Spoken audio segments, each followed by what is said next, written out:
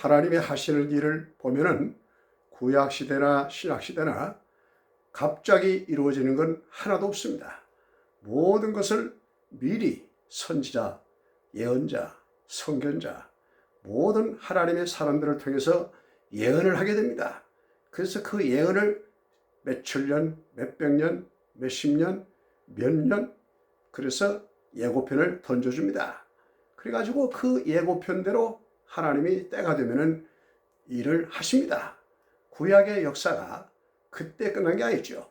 그 선지자들, 예언자들의 그 예언사가 그때도 맞고 지금도 이루어지고 앞으로 이루어질 것입니다.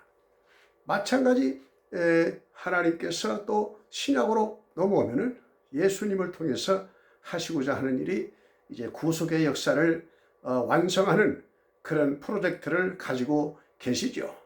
그래서 독생 성자로 예수님을 지구촌에 파송을 하게 됩니다.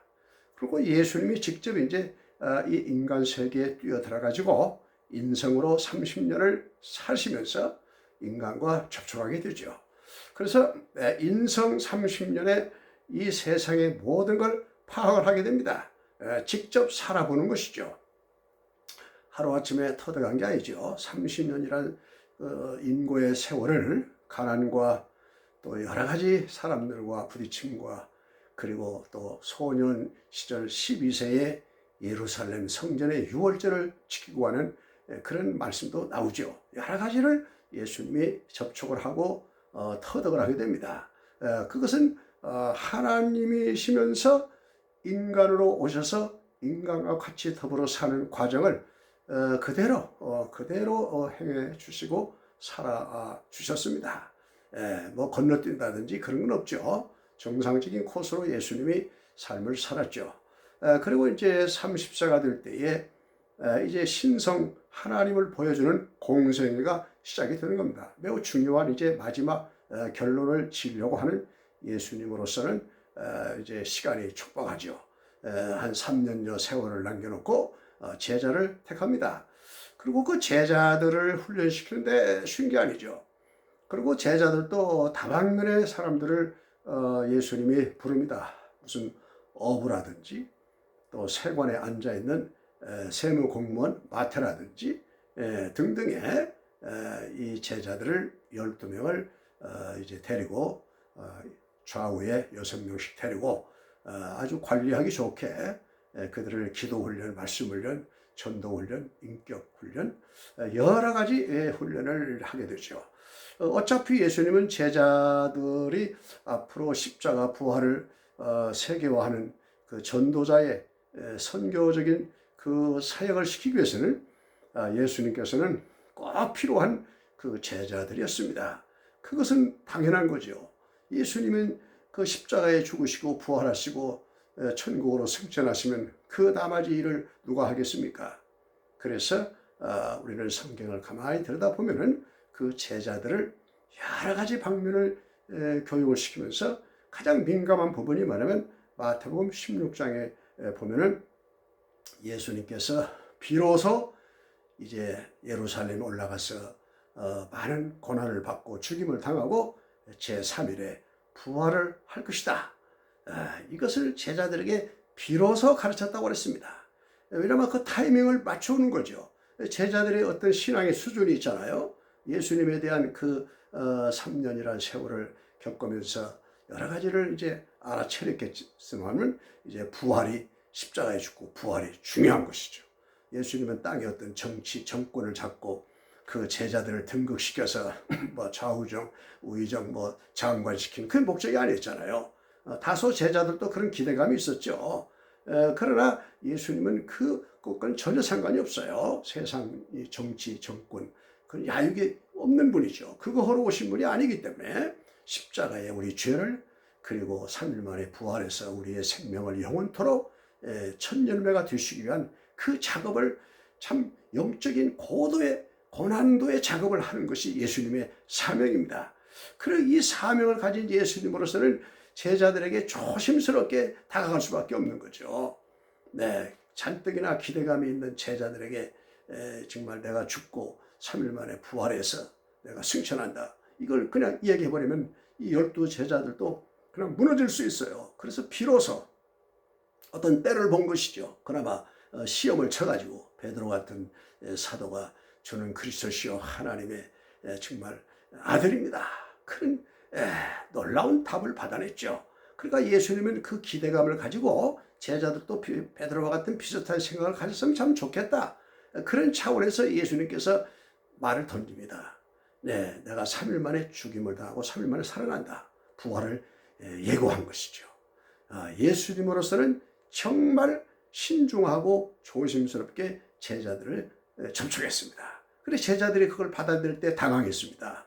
네, 주여, 그런 일이 일어날 수 없습니다. 우리가 마태복음 16장에 보면 그게 나오죠. 그렇습니다. 자, 이제 시간이 지납니다. 공생의 끝자락에 예수님께서 제자들과 성찬식을 하고, 그리고 이제 드디어 십자가에 금요일 날 몸을 던지죠. 그리고 사흘 만에 안식 후 첫날 주일날이 되죠. 예수님이 새벽에 부활합니다. 그 부활 이후에 사도행전을 보면은 제자들이 그 예수 십자가 부활을 전파하게 됩니다. 그래서 사도행전의 핵심은 성령이 임해가지고 두 가지입니다. 예수 십자가의 속죄와 부활의 생명을 확실하게 제자들이 거기서 이제 체험하고 직접 눈으로 목격하고 부활하신 예수님을 만나고 뭐 식사도 하고 방 가운데 있는데 예수님이 문이 닫혔는데 가운데 딱 서서 너에게 평강이 있을지어다. 막 이런 여러 가지 두 제자와 또 엠마오로 가는 도상에서 접촉, 뭐 말할 수 없는 접촉을 많이 했죠. 이제 부활의 예수님을 확실히 이제 믿고 제자들이 놀라운 신앙이 상승하고 있었습니다. 그때에 바울 사도가 또 등장을 하죠. 자, 말을 건너뛰겠습니다. 고린도전서 15장으로 돌아오면은 바울이 이제 부활의 예수님을 놀라울 정도로 넓이와 크기와 높이와 깊이 장관권을 아주 정말 빅데이터를 모아가지고 여기에 지금 고린도 교회에다가 편지를 쓰게 됩니다. 메시지를 보내는 거죠. 그렇습니다. 예수 그리스도께서는 성경대로 죽으시고 성경대로 사흘 만에 부활하셔가지고 우리의 구세주가 되었다. 이 놀라운 사실을 입을 엽니다. 그러면서 500여 명이 일시에 보았고 게바도 보았고 야고보도 보았고 그 예수님을 부활을 본 사람들이 태반 죽은 자도 있고 그리고 만삭되지 못한 나도 예수님을 만났다. 그렇습니다. 사도행전 9장에 바울이 부활하신 예수님을 만나게 되죠. 그렇습니다. 이와 같이 이 바울이 정말 예수님을 확실하게 만나죠. 그때의 이 고린도전서 15장은 부활장이죠. 별명은 정말 놀라운 부활에 대해서 이렇게 정말 자상하고 세심하게 기록한 신학은 없다고 볼 수 있어요. 부활 이후에 그래서 바울은 놀라울 정도로 이 부활의 메시지를 나열을 하게 되는 것이죠. 그렇습니다. 부활은 숨길 것이 아닙니다. 부활은 공개한 거고 자랑할 만하고 그러니까 예수님께서 벌써 마태복음 16장에 내가 3일 만에 다시 살아난다. 놀라운 것이죠. 요한복음 11장 25절에도 나는 부활이요 생명이니 나를 믿는 자는 죽지 않고 영원히 산다. 놀라운 예수님이 벌써 메시지를 다 전해주었어요. 나사로의 무덤 앞에서 벌써 죽은 지 그 사흘이 된 나사로 시체에 막 냄새가 콜콜 나는데 나사로야 너 나와. 이것은 장차 예수님께서 무덤에서 나올 걸 미리 프레젠테이션 하신 것이죠. 보여주신 거예요. 그러니까 고린도전서 15장의 부활장에 바울은 예수님의 부활을 깊이와 넓이와 정말 놀라운 정도로 심도 있게 파악을 해서 우리에게 보여주신 거죠. 그렇습니다. 부활은 자랑할 일이죠. 공개할 일이죠. 저 바깥에 봄에 꽃이 활짝 피듯이 저 꽃도 활짝 피잖아요. 자기를 나타내는 겁니다. 그렇습니다. 예수님도 부활로서 생명의 꽃을 피웠습니다. 확실하게 피웠습니다. 진리는 빛입니다. 진리는 과장하거나 감출 필요가 없어요. 왜냐? 진리는 하나요. 예수 그리스도만 부활하기 때문에.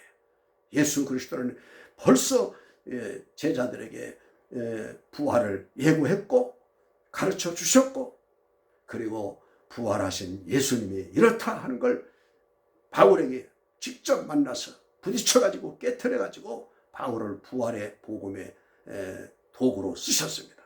그래서 바울서 시를 보면은 부활의 주님이 많이 소개되고 있고, 특히 고린도전서 15장 부활장에 놀라운 이 부활의 소식이 우리에게 와 다 있습니다. 우리 구독과 영상 가족들, 예수님은 부활하셨습니다.